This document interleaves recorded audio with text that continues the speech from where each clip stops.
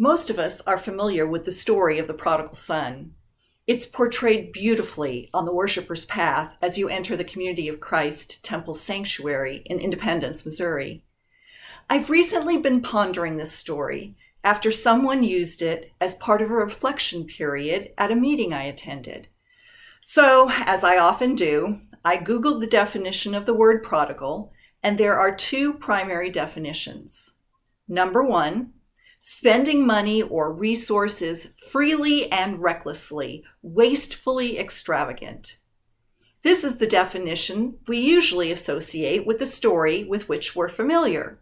The son who takes his inheritance, squanders it, and then returns home penniless to the father, asking for forgiveness, recognizing the mistake he made.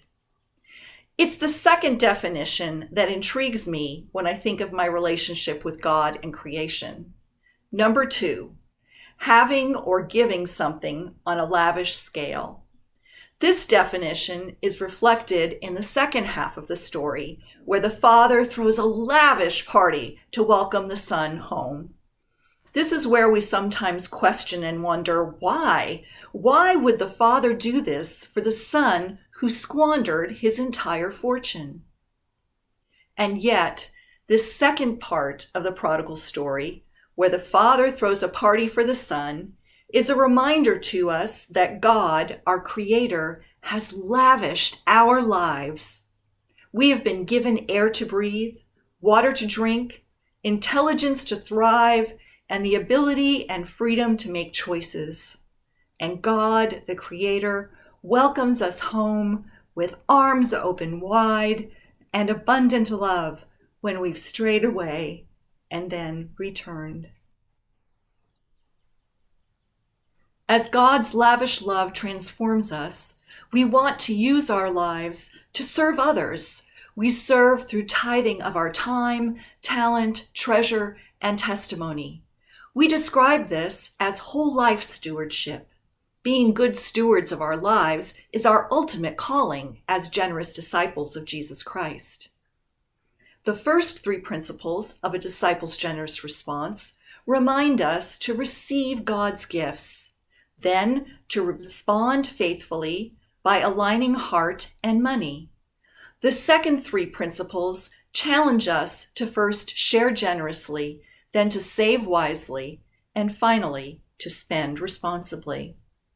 By embracing these principles and focusing our lives within their context, we commit to living a healthy, happy life together in relationship with God and others.